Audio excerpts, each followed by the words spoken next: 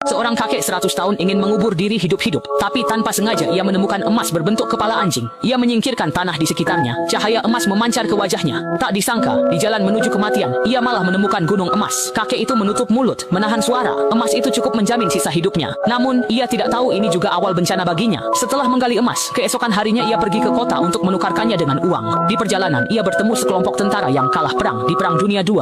Melihat kakek itu lewat, para tentara menunjukkan ekspresi sombong karena mereka baru saja menjarah desa dan membawa semua wanita. Saat kakek melewati seorang perwira sambil membawa emas, perwira itu menatapnya tajam, tapi kakek tidak peduli dan terus berjalan. Seorang tentara di sampingnya berniat menembak kakek itu.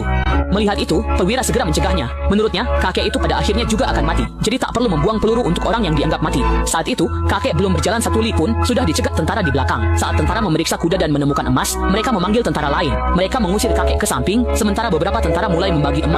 Kakek mengepalkan tinjunya erat. Kali ini ia benar-benar dalam bahaya besar. Ia menyuruh anjingnya pergi dulu. Namun tak disangka, anjing itu belum lari jauh. Para tentara sudah menembakinya dengan brutal.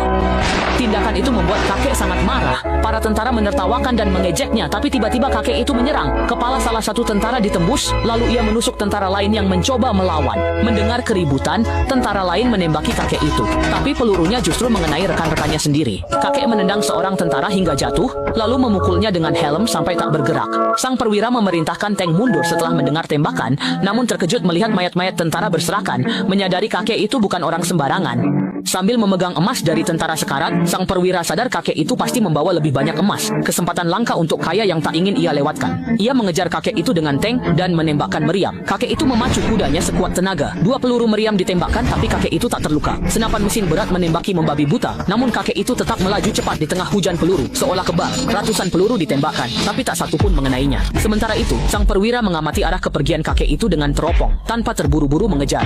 Sebaliknya, ia tetap tenang di tempat. Kakek itu mengira dirinya lolos dari pengejaran dan merasa lega. Ia menenangkan Emma. Lalu tiba-tiba tanah di bawahnya amblas 1 meter. Suara ledakan terdengar dan perwira militer tersenyum yakin. Ternyata, tempat ini adalah ladang ranjau yang telah mereka pasang. Kuda kesayangan kakek hancur akibat ledakan, membuat hatinya perih. Untungnya, kuda itu telah melindunginya dari bahaya. Melihat ranjau di sekeliling dan pasukan Neitui mengepung, kakek buru-buru memunguti emas di tanah. Satu-satunya jaminan hidupnya. Pasukan Neitui mengepung, tapi perwira tidak langsung memerintahkan membunuh, melainkan menunggu kakek memunguti semua emas. Emas itu kini sudah di genggamannya. Namun, saat hendak mengambil potongan terakhir, kakek diam-diam memungut batu dan menggenggamnya erat.